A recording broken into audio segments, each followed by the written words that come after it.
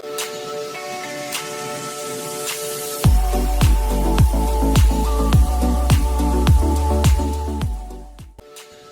Morning my dear students, मैं अवधेश सिंह चौहान आप सभी का स्वागत करता हूं हमारे channel locus point of view career में। जैसा कि मैं रेफ्रिजरेशन एंड एयर कंडीशनिंग की यूनिट 4 दैट इज सैक्रोमेट्री के वीडियो लेक्चर्स अपलोड कर रहा हूं और इसी सीरीज में आज मैं लेकर आया हूं सैक्रोमेट्रिक प्रोसेसेस पार्ट 2 वीडियो लेक्चर। तो आइए पहले हम एक नज़र में देख लेते हैं कि सैक्रोमेट्रिक प्रोसेसेस पार्ट 2 के वीडियो लेक्चर में हम क्या क्या डिस्कस करने वाले हैं। तो सबसे पहले हम जान लेते हैं कि सैक्रोमेट्रिक प्रोसेस में मैंने क्या क्या डिस्कस किया हुआ है। सैक्रोमेट्रिक प्रोसेस पार्ट 1 के वीडियो लेक्चर में मैंने डिस्कस किया हुआ है what are psychrometric process, that is introduction to psychrometric process, and then I have discussed types of psychrometric process, and at last I have discussed sensible heating and sensible cooling. और आज के video lecture में यानी कि सैक्रोमेट्रिक process part 2 के video lecture में हम discuss करेंगे bypass factor for sensible heating and sensible cooling, and then I will discuss step-wise numerical on sensible heating and sensible cooling with the help of psychrometric chart, and at last I will give you assignment numerical for your practice. तो यह video lecture AK2 के exam के point of view से और gate के exam के point of view से बहुत ज़्यादा इंपॉर्टेंट होने वाला है, तो इस वीडियो को अंत तक जरूर देखें। और अगर आप हमारे चैनल पे नए हैं या अभी तक आपने हमारे चैनल को सब्सक्राइब नहीं किया है तो प्लीज सबसे पहले वीडियो को लाइक करें एंड देन चैनल को सब्सक्राइब करें और बेल आइकन को दबाना ना भूलें ताकि हमारे लेटेस्ट वीडियो की नोटिफिकेशन सबसे पहले आपके पास हो। तो अब आइए डिस्कस करते हैं व्हाट इज बाईपास फैक्टर। तो जैसा कि मैंने सैक्रोमेट्रिक प्रोसेस पार्ट 1 के वीडियो लेक्चर में डिस्कस किया हुआ है कि आइडियल केस में मॉइस्ट एयर का टेम्परेचर और कॉइल का टेम्परेचर दोनों बराबर होना चाहिए, यानी कि TD2 should be equal to TD3 in case of ideal case में मॉइस्ट एयर का टेम्परेचर और कॉइल का टेम्परेचर बराबर होना चाहिए। But in actual practice the temperature of a moist air at the exit of the coil is less than in case of sensible heating and मोर और greater in case of sensible cooling compare to the coil temperature. अगर हम sensible heating की बात करें, जैसे कि आप diagram में देख रहे हैं, सेंसिबल हीटिंग में मॉइस्ट एयर का टेम्परेचर दैट इज T2 और TD2 is less then coil temperature TD3। Actual practice में मॉइस्ट एयर का टेम्परेचर सेंसिबल हीटिंग में कॉइल का टेम्परेचर से कम होता है। और अगर हम सेंसिबल कूलिंग का डायग्राम बनाएं तो सेंसिबल कूलिंग में जो मॉइस्ट एयर का टेम्परेचर है at the exit of the coil is greater than the temperature of the cooling coil, that is TD2 is greater than the TD3। आप देख सकते हैं डायग्राम में, ठीक है। This temperature difference, the temperature difference between moist air at the exit of the cooling coil and the temperature of the cooling coil is due to the bypass factor। ये जो temperature difference आ रहा है moist air का temperature और cooling coil के temperature के बीच में जो टेम्परेचर डिफरेंस आ रहा है, this temperature difference is due to bypass factor and the efficiency of the coil. ये जो टेम्परेचर डिफरेंस आ रहा है ये किसकी वजह से आ रहा है? बाईपास फैक्टर और कॉइल की एफिशिएंसी की वजह से आ रहा है। ओके, तो आइए डिस्कस करते हैं what is bypass factor. So bypass factor is the factor which defines the amount of air that bypasses from the coil. Bypasses means जो बाईपास होकर निकल जाए, यानी कि जो बाहर से होकर निकल जाए। यानी कि अगर हम यहाँ पर बात करें तो वो एयर जो कॉइल को बिना छुए कॉइल के बाहर से निकल जाए उस एयर को कहते हैं बाईपास एयर। तो बाईपास फैक्टर क्या है? Bypass factor is a factor which defines the amount of air that bypasses from the coil or remains unaffected from the coil।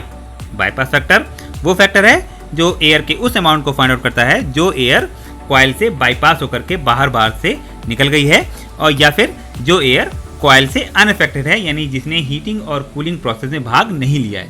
ठीक है ना।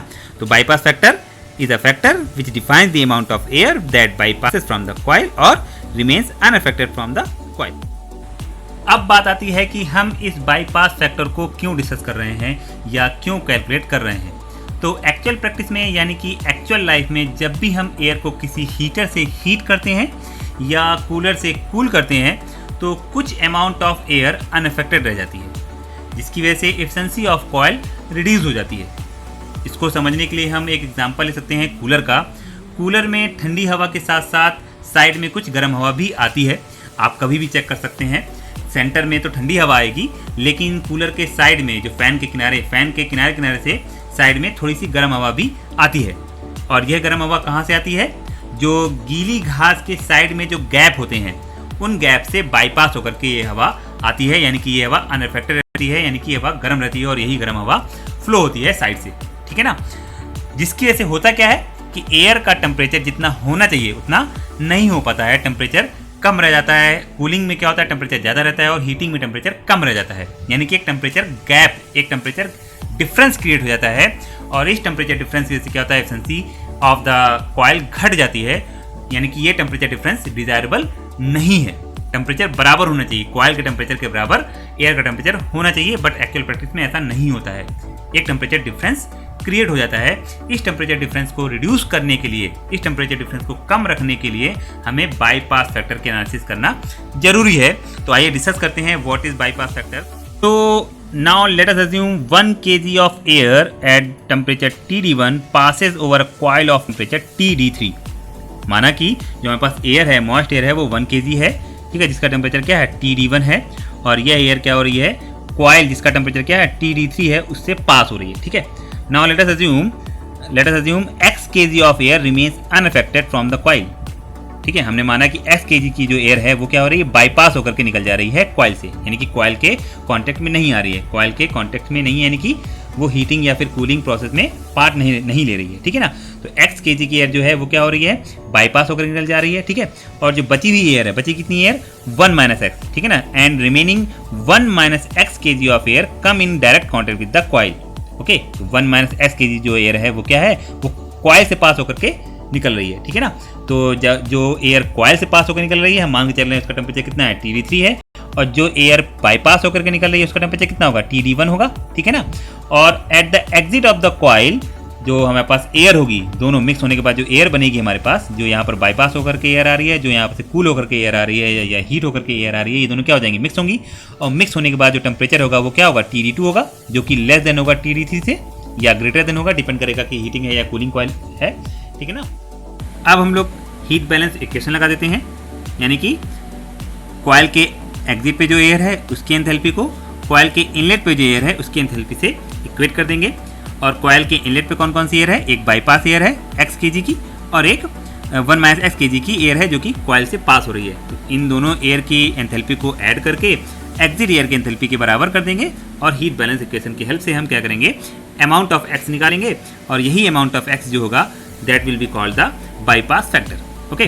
बिकॉज x क्या है, x is the amount of air which is unaffected from the coil, ठीक है ना। तो x ही हमारा क्या है, बाईपास फैक्टर है। तो हमें निकालना क्या है, x की वैल्यू। तो कैसे निकालेंगे, हीट बैलेंस इक्वेशन को अप्लाई करके, ठीक है। तो आइए हीट बैलेंस इक्वेशन को लगा देते हैं। So now balance the enthalpies of the air. Coil के इनलेट पे जो एयर अवेलेबल है उसकी हम लोग एंथैल्पी कैलकुलेट करेंगे, और कॉइल के एग्जिट पे जो एयर अवेलेबल है उसकी एंथैल्पी को हम लोग कैलकुलेट करके दोनों को इक्वेट कर देंगे, ठीक है। तो कॉइल के इनलेट पे 2 एयर है, एक बाईपास एयर है जिसका मास क्या है, x kg है, और एक है एयर 1 - x kg की जो कि कॉइल से पास हो रही है, ठीक है। तो हम इन दोनों एयर की एंथैल्पी को कैलकुलेट करके ऐड करेंगे, और कॉइल के एग्जिट में एयर है 1 kg की जिसका टेम्परेचर है TD2। तो एग्जिट एयर की एंथैल्पी को कैलकुलेट करके हम दोनों को इक्वेट कर देंगे। तो इक्वेशन क्या बन जाएगी, तो इक्वेशन बन जाएगी x × CPM × TD1, ये हो गई बाईपास एयर की एंथैल्पी।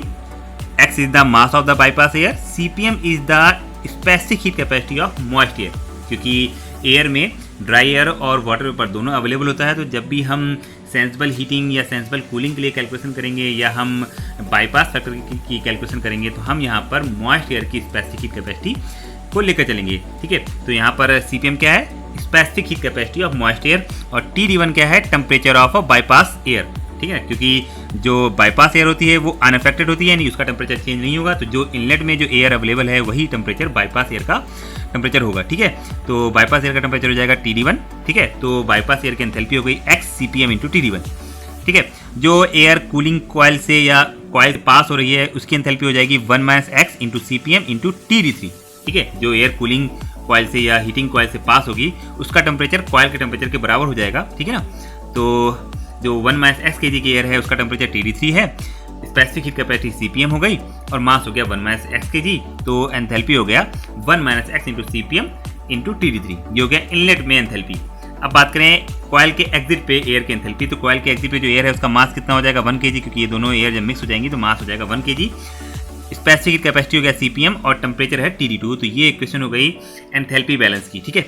अब यहाँ पे क्या करेंगे, x वाले टर्म को एक साथ ले लेंगे और बाकी टर्म को हम क्या करेंगे, इक्वल के उस साइड ले लेंगे, ठीक है। और CPM कॉमन होके कैंसिल आउट हो जाएगा, ठीक है। तो यहाँ से इक्वेशन क्या बनेगी, x into TD1 minus TD3 equal to TD2 minus TD3, ठीक है। तो यहाँ से x की वैल्यू आ जाएगी TD2 minus TD3 upon TD1 minus TD3, ठीक है। And this x is called the bypass factor, where x is called the bypass factor of coil, ठीक है। तो यहाँ पर बाईपास फैक्टर का फॉर्मूला क्या आ गया, TD3 minus TD2 upon TD3 minus TD1। तो आपको याद रखना है, या तो माइनस में TD3, जैसे ऊपर वाला फॉर्मूला भी हम यूज कर सकते हैं, TD2 minus TD3 upon TD1 minus TD3, यानी कि अगर TD3 ऊपर माइनस में है तो नीचे भी माइनस में होगा, और अगर हम माइनस लेके कॉमन करके काट देंगे तो फॉर्मूला बन जाता है TD3 minus TD2 upon TD3 minus TD1, ठीक है ना। तो यानी आपको ध्यान रखना है, अगर ऊपर हमने, ठीक है, माइनस में TD3 लिया है तो नीचे भी माइनस में होगा, अगर ऊपर प्लस में TD3 लेंगे तो नीचे भी प्लस में TD3 होगा। ऐसा नहीं है कि हम ऊपर ले लें TD2 माइनस TD3 ध्यान ना दे करके और नीचे ले लें हम TD3 माइनस TD1, ठीक है। ऐसा नहीं करना है, अगर ऊपर माइनस TD3 है तो नीचे भी माइनस TD3 होगा, तो TD1 क्या आएगा, आगे आ जाएगा प्लस में, ठीक है। अगर ऊपर हम पहले TD3 ले लेते हैं, ठीक है, अगर हम पहले TD3 ले लेते हैं, ठीक है, तो TD3 माइनस TD2 हो जाएगा, और फिर नीचे क्या होगा, नीचे भी TD3 होगा और फिर माइनस TD1 होगा। तो आपको ये चीज़ ध्यान रखनी है कि अगर ऊपर TD3 माइनस में है तो नीचे भी माइनस में होगा, अगर ऊपर TD3 प्लस में है तो नीचे भी TD3 प्लस में होगा, ठीक है। तो बाईपास फैक्टर का फॉर्मूला क्या आ गया, TD3 minus TD2 upon TD3 minus TD1, या फिर TD2 minus TD3 upon TD1 minus TD3, ठीक है। तो आपको ये ध्यान रखना है, दोनों फॉर्मूले याद रखने हैं। अब बात करते हैं efficiency of heating and cooling coil. So efficiency of a coil is the ratio of actual heat transfer to the air in the coil, that is TD1 minus TD2, to the maximum possible heat transfer within the coil, that is TD1 minus TD3। Means जो actual में heat transfer हो रहा है coil में और maximum जितना हो सकता था, इन दोनों के रेशियो को एफिशिएंसी ऑफ द कॉइल कहते हैं, ठीक है। एक्चुअल में कितना हो रहा है, एक्चुअल में हो रहा है TD1 माइनस TD2, ठीक है। एग्जिट में जो एयर है उसका टेम्परेचर TD2 है और जो इनलेट में एयर है उसका टेम्परेचर TD1 है। तो ये एक्चुअल में हीट ट्रांसफर है, और मैक्सिमम कितना हो सकता था, मैक्सिमम हो सकता था जितना टेम्परेचर डिफरेंस है कॉइल के टेम्परेचर में और इनलेट एयर के टेम्परेचर में, वो मैक्सिमम टेम्परेचर डिफरेंस यानी मैक्सिमम पॉसिबल हीट ट्रांसफर है, और एक्चुअल में हो रहा है TD1 माइनस TD2। इन दोनों के रेशियो को कहते हैं efficiency of the coil, that is efficiency of the coil is the ratio of TD1 minus TD2 upon TD1 minus TD3, okay. तो अब क्या करना है, हमें एफिशिएंसी के इस फॉर्मूले को बाईपास फैक्टर से कोरिलेट करना है, और बाईपास फैक्टर का फॉर्मूला होता है TD2 minus TD3 upon TD1 minus TD3, okay. तो बाईपास फैक्टर में डिनोमिनेटर में भी TD3 होता है और न्यूमरेटर में भी TD3 होता है। तो हमें यहाँ पे क्या करना है, न्यूमरेटर में भी TD3 इंट्रोड्यूस करना है। तो उसके लिए क्या करेंगे, हम लोग न्यूमरेटर में TD3 को ऐड करेंगे और TD3 को सब्ट्रैक्ट करेंगे, ठीक है। तो सब्ट्रैक्ट कर देते हैं। तो देखिए इसके बाद हम क्या करेंगे, प्लस वाले TD3 को TD2 के साथ ले लेंगे और माइनस वाले TD3 को TD1 के साथ ले लेंगे, ठीक है। और उसके बाद हम इक्वेशन को सिंप्लीफाई करेंगे, ठीक है।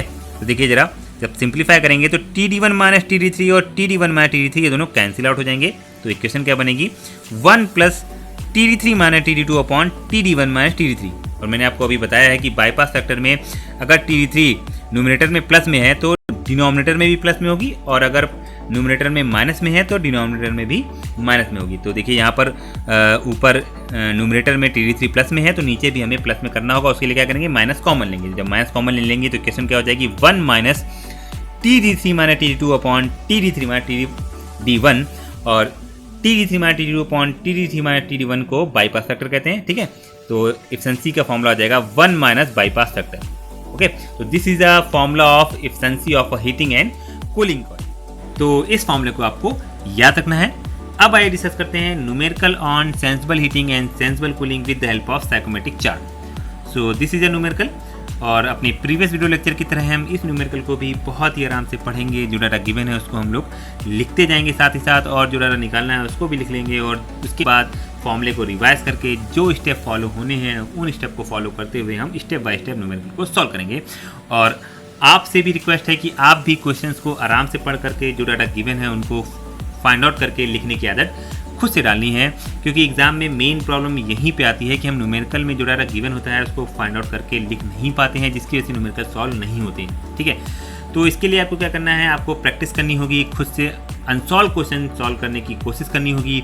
जो भी बुक आपके पास अवेलेबल है उस बुक के अनसॉल्व क्वेश्चन को आप सॉल्व करने की कोशिश करिए, ठीक है। अगर कहीं पर भी कोई प्रॉब्लम आती है या आपका आंसर मैच नहीं होता है या फिर न्यूमेरिकल सॉल्व नहीं होता है या कोई भी प्रॉब्लम आती है तो आप YouTube के माध्यम से या फिर फेसबुक, टेलीग्राम, इंस्टाग्राम के माध्यम से आप मुझसे कांटेक्ट कर सकते हैं। तीनों के लिंक डिस्क्रिप्शन बॉक्स में मेंशन है। आप लिंक के माध्यम से आप फेसबुक से आप मुझसे जुड़ सकते हैं या फिर आप इंस्टाग्राम पे मुझसे जुड़ सकते हैं या फिर टेलीग्राम में आप मुझसे जुड़ सकते हैं और अपनी प्रॉब्लम आप मुझसे शेयर कर सकते हैं। न्यूमेरिकल की फ़ोटो खींच करके आप मुझसे सेंड कर सकते हैं। आपकी प्रॉब्लम, आपके न्यूमेरिकल को सॉल्व करके अगर उस पर वीडियो बन सकती होगी तो उस पर वीडियो बना करके या फिर PDF के माध्यम से आपकी प्रॉब्लम को आप तक पहुंचाने की कोशिश 100% करूंगा, ठीक है। तो अब आइए डिस्कस करते हैं। आशा करता हूं आप अनसॉल्व क्वेश्चन सॉल्व जरूर करेंगे और अपनी प्रॉब्लम मुझसे शेयर जरूर करेंगे, ठीक है। तो अब आइए क्वेश्चन को आराम से पढ़ते हैं। क्वेश्चन क्या कह रहा है, इन अ हीटिंग एप्लीकेशन, यानी कि सेंसिबल हीटिंग का क्वेश्चन है। In a heating application moist air enters a steam heating coil at 10 degree Celsius 50% relative humidity. RS means relative humidity. तो आपको क्वेश्चन में क्या दिया हुआ है, क्वेश्चन में कह रहा है कि moist air enters a steam heating coil, यानी कि हीटिंग कॉइल में जो एयर इंटर्स कर रही है, यानी कि हीटिंग कॉइल के इनलेट पे जो एयर है, मॉइस्ट एयर है, उसका टेम्परेचर आपको दे रखा है, यानी आपको TD1 दे रखा है और रिलेटिव ह्यूमिडिटी दे रखी है, यानी कि phi1 दे रखा है, ठीक है। तो ये लिख लेते हैं हम लोग। तो आपको temperature of the air at inlet TD1 दे रखा है, कितना दे रखा है 10 डिग्री सेल्सियस, और relative humidity of air at inlet दे रखा है, यानी कि आपको phi1 दे रखा है, दैट इज 50%। ओके, चलिए आगे पढ़ते हैं। And leaves eight 30 degree Celsius, जो एयर है वो कॉइल से जो लीव कर रही है तो उसका टेम्परेचर कितना है 30 डिग्री सेल्सियस। तो यानी आपको temperature of air at the exit of the coil दे रखा है आपको कितना 30 डिग्री सेल्सियस, यानी आपको TD2 दे रखा है 30 डिग्री सेल्सियस। ओके, तो हमने लिख लिया इसको। Temperature of air at exit TD2 दे रखा है 30 degree Celsius. Now determine the sensible heat transfer if mass flow rate of air is 100 kg of dry air per second and relative humidity of air when it leaves to the coil। ठीक है, तो आपको यहाँ पे मास flow rate दे रखा है, कितना दे रखा है 100 kg of dry air per second, यानी आपको यहाँ पर सेंसिबल हीट कौन सी निकालनी है, टोटल सेंसिबल हीट निकालनी है, ठीक है, पर केजी नहीं निकालनी है, यानी आपको स्पेसिफिक सेंसिबल हीट नहीं निकालनी है, यानी कि पर केजी आपको सेंसिबल हीट नहीं निकालनी है, आपको टोटल सेंसिबल हीट निकालनी है। क्यों निकालनी है, क्योंकि आपको मास फ्लो रेट दे रखा है। अगर मास फ्लो रेट नहीं दे रखा होता तो हम पर केजी सेंसिबल हीट निकालते हैं, ठीक है। तो यहाँ पर मास फ्लो रेट दे रखा है, इसलिए हमें यहाँ पर कैपिटल Q यानी कि टोटल सेंसिबल हीट निकालनी है। तो आइए लिख लेते हैं हम लोग, sensible heat, total sensible heat आपको निकालनी है, कैपिटल Q निकालना है, और आपको मास फ्लो रेट दे रखा है, कितना दे रखा है 100 kg per kg of dry air per second, ठीक है। और आपको क्या निकालना है, relative humidity of air when it leaves to the coil, यानी जब कॉइल से एयर लीव कर रही है, यानी कि eight the exit of the coil जो एयर है उसकी रिलेटिव ह्यूमिडिटी आपको निकालनी है, यानी आपको phi2 निकालना है, ठीक है। Relative humidity of the air at exit of the coil that is phi2 आपको निकालना है। चलिए आगे पढ़ते हैं क्वेश्चन को। Also determine the steam mass flow rate if steam enters saturated at 100 degree Celsius and condensate leaves at 80 degree Celsius. तो आपको निकालना है स्टीम मास फ्लो रेट, यानी कि जो हीटिंग कॉइल में हीटिंग पर्पस के लिए जो स्टीम यूज हो रही है उस स्टीम का मास फ्लो रेट आपको निकालना है, यानी आपको MS निकालना है, MS डॉट निकालना है। और आपको स्टीम की कंडीशन दे रखी है, जब स्टीम इंटर कर रही है कॉइल में उस टाइम आपको स्टीम की कंडीशन दे रखी है, क्या दे रखी है, at the inlet of coil steam is saturated at 100 degree Celsius, यानी कि स्टीम का टेम्परेचर 100 डिग्री सेल्सियस है और स्टीम कैसी है, सैचुरेटेड स्टीम है, ठीक है। और जब स्टीम हीट ट्रांसफर करने के बाद कॉइल से एग्जिट हो रही है, लीव हो रही है, उस टाइम स्टीम की कंडीशन दे रखी है कि स्टीम का टेम्परेचर है 80 डिग्री सेल्सियस और स्टीम कंडेंसेट हो चुकी है, यानी कि वो वेपर से लिक्विड में कन्वर्ट हो चुकी है, ठीक है ना। तो आपको क्या दिया हुआ है, condition of steam before heating क्या दे रखा है 100 degree Celsius and saturated steam, and condition of steam after heating that is आपको दे रखा है 80 डिग्री सेल्सियस कंडेंसेट, यानी कि वेपर से लिक्विड में कन्वर्ट हो चुकी है, ठीक है। और आपको निकालना है steam mass flow rate that is MS आपको निकालना है। अब हम क्या करेंगे, अब हमें जो डाटा निकालना है, आपको निकालना है sensible heat, total sensible heat निकालना है। तो हम क्या करेंगे, सो टोटल सेंसिबल हीट का फॉर्मूला रिवाइज करेंगे, और total sensible heat capital Q equal होता है m डॉट यानी मास flow rate into small q, यानी कि स्पेसिफिक सेंसिबल हीट, और स्पेसिफिक सेंसिबल हीट का फॉर्मूला होता है H2 - H1। सेंसिबल हीटिंग के केस में H2 - H1 होता है और सेंसिबल कूलिंग के केस में H1 - H2 होता है। क्यों, क्योंकि जब कूलिंग हो रहा होगा तो टेम्परेचर घटता है, यानी कि H1 पे एंथैल्पी ज़्यादा होगी और H2 यानी कि 2 पॉइंट पे एंथैल्पी कम होगी। और जब हीटिंग हो रही होती है तो टेम्परेचर बढ़ता है, यानी कि 1 पॉइंट पे पहले एंथैल्पी कम होगी और हीटिंग के बाद 2 पॉइंट पे एंथैल्पी ज़्यादा होगी। तो ज़्यादा माइनस कम करते हैं, इसलिए हीटिंग के केस में H2 - H1 होगा और कूलिंग के केस में H1 - H2 होगा। ठीक है, तो यहाँ पर टोटल सेंसिबल हीट का फॉर्मूला आ जाता है m डॉट H2 - H1। ठीक है, तो हमें यहाँ पर enthalpy of the air at the exit of the coil निकालना है और enthalpy of air at the inlet of the coil निकालना है। तो हम क्या करेंगे, हम यहाँ पर साइकोमेट्रिक चार्ट यूज़ करेंगे और साइकोमेट्रिक चार्ट में जो डाटा गिवन है उसको प्लॉट करेंगे। प्लॉट करने के बाद हम H1 और H2 की वैल्यू निकालेंगे। ठीक है ना, तो आइए हम लोग साइकोमेट्रिक चार्ट पहले बना लेते हैं, ले लेते हैं। ठीक है, ये साइकोमेट्रिक चार्ट है, नेट से हमने लिया है, ये PDF है, इसको जूम करके लिया हुआ है मैंने। अब हम लोग जो इनलेट कंडीशन दे रखी है उसको हम लोग ड्रॉ करते हैं। तो इनलेट कंडीशन क्या दे रखी है, इनलेट पे जो टेम्परेचर है वो है 10 डिग्री सेल्सियस, यानी आपको ड्राई बल्ब टेम्परेचर दे रखा है TD1 दे रखा है 10 डिग्री सेल्सियस। हम 10 डिग्री सेल्सियस टेम्परेचर की लाइन को हम लोग फाइंड आउट करेंगे और रिलेटिव ह्यूमिडिटी दे रखा है 50%। तो हम रिलेटिव ह्यूमिडिटी 50% वाली रिलेटिव ह्यूमिडिटी वाली कर्व को फाइंड आउट करेंगे और 10 degree Celsius dry bulb temperature वाले लाइन को फाइंड आउट करेंगे और जहाँ पर ये इंटरसेक्ट करेंगे वो हमारा पॉइंट 1 होगा। ठीक है, इनलेट पॉइंट होगा। ठीक है ना, तो देखिए 10 degree Celsius dry bulb temperature वाली लाइन कौन सी है, ये है। ठीक है ना, और 50% रिलेटिव ह्यूमिडिटी वाली लाइन कौन सी है, ये है। तो ये हमारा 1 पॉइंट है। ठीक है ना, तो आई ड्रॉ कर लेते हैं हम लोग। तो ये हमारा 10 डिग्री सेल्सियस टेम्परेचर वाली लाइन है और ये 50% वाली जब लाइन मिलाएंगे तो ये हमारा इनलेट पॉइंट आ जाएगा, दैट इज 1। ठीक है, अब हमें एग्जिट पे जो एयर है उसका टेम्परेचर दे रखा है, कितना दे रखा है 30 डिग्री सेल्सियस। और 30 डिग्री सेल्सियस टेम्परेचर वाली लाइन कहाँ पे है, ड्राई बल्ब टेम्परेचर लाइन ये रही हमारी, ये है हमारा TD2। ठीक है, और हम जानते हैं जब भी हीटिंग प्रोसेस होता है तो स्पेसिफिक ह्यूमिडिटी हमारी कांस्टेंट रहती है। स्पेसिफिक ह्यूमिडिटी कांस्टेंट रखने के लिए हमें हॉरिजॉन्टल लाइन ड्रॉ करनी है। कहाँ तक ड्रॉ करेंगे, 30 degree Celsius dry bulb temperature तक ड्रॉ करेंगे और हमें यहाँ पर 2 पॉइंट मिल जाएगा। ठीक है, ड्रॉ कर लेते हैं हम लोग। This is our exit point condition, that is 2 point. और 2 पॉइंट पे जो एयर की टेम्परेचर है TD2 वो 30 डिग्री सेल्सियस है। अब क्या करेंगे अब हम यहाँ पर एंथैल्पी निकाल लेंगे और रिलेटिव ह्यूमिडिटी निकालेंगे। तो एंथैल्पी निकालने के लिए क्या करते हैं हम यहाँ से इंक्लाइन लाइन ड्रॉ करते हैं, इस स्केल पर परपेंडिकुलर लाइन ड्रॉ करते हैं और जहाँ पर भी हमें ये लाइन इंटरसेक्ट करेगी वहाँ पर हम एंथैल्पी देख लेते हैं। तो देखिए 1 पॉइंट पे जो एंथैल्पी आ रही है वो कितनी आ रही है, तो देखिए जो लाइन है 20 किलो जूल पर केजी वाली जो एंथैल्पी लाइन है उससे थोड़ा सा नीचे है। तो थोड़ा सा नीचे है, यानी कि हम इसकी वैल्यू ले सकते हैं 19.6 भी ले सकते हैं, 19.7 भी ले सकते हैं, 19.5 भी ले सकते हैं। 0.1 0.2 की वैल्यू का वेरिएशन हो सकता है। ठीक है, तो H1 पे जो एंथैल्पी है वो 19.5 भी हो सकती है, 19.5 किलो जूल पर केजी ले लेंगे तो भी सही है, 19.6 किलो जूल पर केजी ले लेंगे तो भी सही है। ठीक है, तो मैंने यहाँ पर 19.6 किलो जूल पर केजी ले लिया। ठीक है, सिमिलरली हम क्या करेंगे, 2 पॉइंट से हम क्या करेंगे, स्केल पर परपेंडिकुलर ड्रॉ करेंगे और जहाँ पर लाइन इंटरसेक्ट करेंगी वो हमारी H2 की वैल्यू हो जाएगी। ठीक है, तो आई ड्रॉ करते हैं हम लोग। देखिए ये वैल्यू आ रही है 40 किलो जूल पर केजी, दिस इज H2। ठीक है, सिमिलरली हमें रिलेटिव ह्यूमिडिटी भी निकाली तो हम पहले ही रिलेटिव ह्यूमिडिटी निकाल लेते हैं।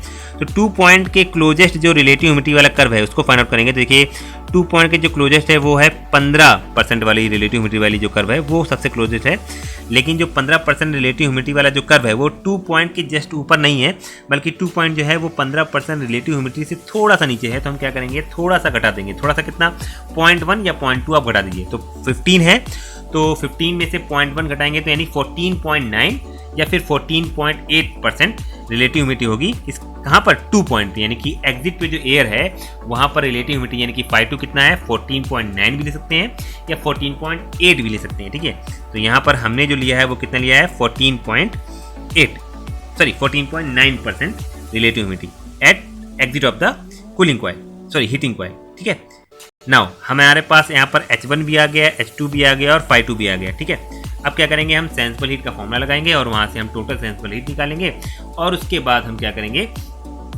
स्टीम मास फ्लो रेट निकालेंगे। ठीक है, तो हमें यहाँ पर जो वैल्यू मिल गई इसको लिख लेते हैं। ठीक है, चलिए हमने यहाँ पर क्या किया, अगर हाँ आप देखिए हमने पिछले वीडियो लेक्चर में जो हमारा साइकोमेट्रिक चार्ट का वीडियो लेक्चर था वहाँ पर मैंने आपको बताया था कि एग्जाम में साइकोमेट्रिक चार्ट के हेल्प से जब क्वेश्चन सॉल्व करते हैं तो कैसे रिप्रेजेंट करते हैं। ठीक है, अगर AKTU की तरफ से या एग्जाम सेल की तरफ से आपको साइकोमेट्रिक चार्ट प्रोवाइड किया जाता है तो आप क्या करिए, साइकोमेट्रिक चार्ट में ही पूरा प्लॉट कर दीजिए, जो वैल्यू आई आप उसको लिख करके साइकोमेट्रिक चार्ट को वहीं पर पेस्ट कर दीजिए। लेकिन अगर आपको साइकोमेट्रिक चार्ट नहीं मिलता है तब आपको क्या करना है, आपको अपने पेंसिल की हेल्प से या पेन की हेल्प से रफली आपको क्या करना है, साइकोमेट्रिक चार्ट का लेआउट बनाना है और जो डाटा आपको गिवन है उसको वहाँ पर प्लॉट करना है। एग्जैक्टली नहीं पर आइडिया लेकर के आपको उसको प्लॉट करना है। जो डाटा गिवन है केवल उसको, पूरा साइकोमेट्रिक चार्ट नहीं बनाना है। जो डाटा गिवन है उसको आप, या जो डाटा आपने निकाला है या जो डाटा आपको गिवन है वो आपको इसमें प्लॉट करना है। जैसे मैंने यहाँ पर देखिए रफली साइकोमेट्रिक चार्ट बना लिया है। देखिए यहाँ पर 1 पॉइंट हमने मेंशन कर दिया, TD1 TD2 मेंशन कर दिया, phi2 वाला कर्व मेंशन कर दिया, phi1 वाला कर्व मेंशन कर दिया, H1 और H2 वाली लाइन मेंशन कर दी। ठीक है, तो आपको भी क्या करना है, आपको साइकोमेट्रिक चार्ट ड्रॉ करके सिंपल, और आपको जो डाटा गिवन है और जो डाटा आपने निकाला है उसको आपको क्या करना है, मेंशन कर देना है। उसके बाद आपको थोड़ी सी थ्योरी लिखनी है। ठीक है ना, क्या लिखनी है, देखिए आइए देख लेते हैं। From psychometric chart find out the enthalpy at point 1 and point 2। ठीक है, तो पॉइंट 1 पे जो एंथैल्पी आ रही है वो कितनी आ रही है, 19.6 kg/kg ऑफ ड्राई एयर, और पॉइंट 2 पे जो एंथैल्पी आ रही है वो आ रही है 40 kJ/kg ऑफ ड्राई एयर। ठीक है, चलिए ठीक है। H1 H2 निकालने के बाद हम क्या करेंगे, टोटल सेंसिबल हीट का फॉर्मूला लगा देंगे। तो टोटल सेंसिबल हीट का फॉर्मूला है m dot into H2 minus H1। m dot क्या है, मास flow rate of air. Mass flow rate of air दिया गया है, कितना दिया गया है, 100 kg/kg of dry air per second, और H2 की वैल्यू हमने पुट कर दी, H1 की वैल्यू पुट कर दी। तो यहाँ से टोटल सेंसिबल हीट आ जाती है 2040 kJ/s, दैट इज किलोवाट। तो हमारे पास टोटल सेंसिबल हीट आ गया। This is your first answer. Now next parameter निकालना था relative humidity of air at the exit of the coil, that is हमें phi2 निकालना था, और हम साइकोमेट्रिक चार्ट से डायरेक्टली phi2 निकाल चुके हैं। कितना, 14.9। तो हम सिंपली यहाँ पे लिख देंगे from psychometric chart relative humidity of air at exit of the coil, that is phi2 equal to 14.9%। This is your second answer. अब हमें निकालना है steam flow rate in the coil, that is हमें mass flow rate निकालना है steam का coil में। ठीक है, तो उसके लिए क्या करेंगे, हम यहाँ पर हीट बैलेंस लगाएंगे, क्योंकि जितना हीट स्टीम रिजेक्ट करेगी उतना ही एयर हीट एब्जॉर्ब करेगी। ठीक है, और एयर कितनी हीट एब्जॉर्ब कर रही है वो कैसे निकालेंगे, सेंसिबल हीट से निकालेंगे। Sensible heat is the heat which is absorb by the air. ठीक है ना, तो जो हीट एयर एब्जॉर्ब कर रही है उसको हम क्या करेंगे, स्टीम जितनी हीट रिजेक्ट करेगी उसके बराबर कर देंगे। ठीक है, और एयर कितनी हीट एब्जॉर्ब कर रही है, 2040 kJ/s, जो कि हम निकाल चुके हैं। ठीक है, अब हम इस सेंसिबल हीट को इक्वेट कर देंगे किससे, heat rejected by the steam. और हीट रिजेक्टेड बाय स्टीम कैसे निकालेंगे, मास flow rate of the steam into enthalpy difference. ठीक है, और एंथैल्पी कैसे निकालेंगे, तो इनलेट पे स्टीम की एंथैल्पी कितनी है उसके लिए हमें कंडीशन दे रखी है। इनलेट पे स्टीम की कंडीशन क्या दे रखी है, 100 डिग्री सेल्सियस सैचुरेटेड स्टीम है, और एग्जिट पे जो स्टीम है वो 80 डिग्री सेल्सियस कंडेंसेट है। हम क्या करेंगे, स्टीम टेबल की हेल्प से, क्योंकि यहाँ पे स्टीम की बात हो रही है और स्टीम के पैरामीटर को यानी कि स्टीम के एंथैल्पी को स्टीम टेबल से फाइंड आउट करते हैं, तो हम यहाँ पर स्टीम टेबल यूज़ करेंगे। ठीक है ना, तो यहाँ पर लिखेंगे steam flow rate in coil हमें निकालना है। तो from steam table find out the enthalpy of saturated steam before heating, that is at 100 degree Celsius. हम क्या करेंगे, स्टीम टेबल से 100 डिग्री सेल्सियस टेम्परेचर पे सैचुरेटेड स्टीम की एंथैल्पी निकालेंगे, यानी कि सैचुरेटेड स्टीम की एंथैल्पी क्या होती है, Hg। ठीक है ना, तो हम क्या करेंगे, 100 डिग्री सेल्सियस के टेम्परेचर के करस्पॉन्डिंग हम Hg फाइंड आउट करेंगे। वो हमारी इनलेट कंडीशन होगी स्टीम की, इनलेट एंथैल्पी होगी स्टीम की। और 80 डिग्री सेल्सियस पे जो स्टीम की कंडीशन दे रखी है वो क्या दे रखी है, देखिए, तो स्टीम टेबल में जो Hg की वैल्यू है 100 डिग्री सेल्सियस के करस्पॉन्डिंग वो है 2676 kJ/kg। नाउ सिमिलरली हम क्या करेंगे, स्टीम टेबल के माध्यम से enthalpy of condensate steam after heating, that is 80 degree Celsius. तो 80 डिग्री सेल्सियस के करस्पॉन्डिंग हम क्या करेंगे, लिक्विड की एंथैल्पी निकालेंगे, क्योंकि स्टीम की कंडीशन क्या है, कंडेंसेट। कंडेंसेट का मतलब क्या है, वेपर लिक्विड में कन्वर्ट हो चुका है। तो हम क्या करेंगे, स्टीम टेबल में 80 डिग्री सेल्सियस के करस्पॉन्डिंग हम लिक्विड की एंथैल्पी फाइंड आउट करेंगे। वो स्टीम की एग्जिट पे कंडीशन होगी। ठीक है, एग्जिट पे एंथैल्पी होगी। ठीक है, तो दैट इज HF, और HF कितना रखा है, 334.9 kJ/kg। ठीक है ना, डिस्क्रिप्शन बॉक्स में स्टीम टेबल और साइकोमेट्रिक चार्ट का PDF अवेलेबल है, आप वहाँ से डाउनलोड करके साइकोमेट्रिक चार्ट को यूज़ कर सकते हैं, और स्टीम टेबल की हेल्प से आप Hg और HF की वैल्यू फाइंड आउट कर सकते हैं। ठीक है, नाउ एनर्जी बैलेंस इक्वेशन को अप्लाई कर देते हैं। तो एनर्जी बैलेंस इक्वेशन क्या हो जाएगी, sensible heat absorb by air will be equal to heat supply by steam, और sensible heat absorb by air हम निकाल चुके हैं, वो कितना है 2040 kJ/s, और हीट सप्लाई बाय स्टीम का फॉर्मूला हो जाएगा मास flow rate of steam into Hg minus HF। Hg और HF की वैल्यू हम स्टीम टेबल से निकाल चुके हैं, यहाँ पर हम वैल्यू पुट कर देंगे, और जब वैल्यू पुट करेंगे तो सॉल्व करने पर जो आंसर आएगा that will be 0.87 kg/s। This is your last answer. Okay, आशा करता हूँ आपको ये न्यूमेरिकल समझ में आया होगा। आपको क्या करना है, इस न्यूमेरिकल को दोबारा सॉल्व करना है बिना देखे। ठीक है, और कहीं पर भी प्रॉब्लम आती है तो आप इस वीडियो लेक्चर को देख सकते हैं, और देखने के बाद भी अगर कोई डाउट है या कोई प्रॉब्लम है तो आप मुझसे यूट्यूब में कमेंट करके पूछ सकते हैं, या फिर फेसबुक, इंस्टाग्राम, टेलीग्राम के माध्यम से भी आप मुझसे अपनी प्रॉब्लम पूछ सकते हैं। ठीक है, तो अब आपके लिए असाइनमेंट न्यूमेरिकल मैं आपको 2 न्यूमेरिकल दे रहा हूँ। पहला न्यूमेरिकल सेंसिबल कूलिंग से रिलेटेड है और दूसरा न्यूमेरिकल सेंसिबल हीटिंग और बाईपास फैक्टर से रिलेटेड है। देखिए सेकंड क्वेश्चन में आपको assuming bypass factor of heating coil 0.5 दे रखा है और आपको sensible heat added to the air per kg निकालना है, ड्राइबल टेम्परेचर निकालना है, वेट टेम्परेचर निकालना है, रिलेटिव ह्यूमिडिटी निकालनी है of the air living the coil and the coil efficiency भी आपको निकालनी है, यानी आपको इसमें सारे पैरामीटर आपको निकालने हैं। ठीक है, तो इन दोनों न्यूमेरिकल को आपको क्या करना है, बहुत आराम से पढ़ना है। जो डाटा गिवन है उसको आपको लिखना है, जो डाटा निकालना है उसके फॉर्मूले आपको पहले रिवाइज करके स्टेप बाय स्टेप आपको क्वेश्चन सॉल्व करने हैं। और इसमें मैंने अभी आपको आंसर नहीं दिए हैं, यानी आपको क्या करना है, आंसर पहले क्वेश्चन सॉल्व करिए।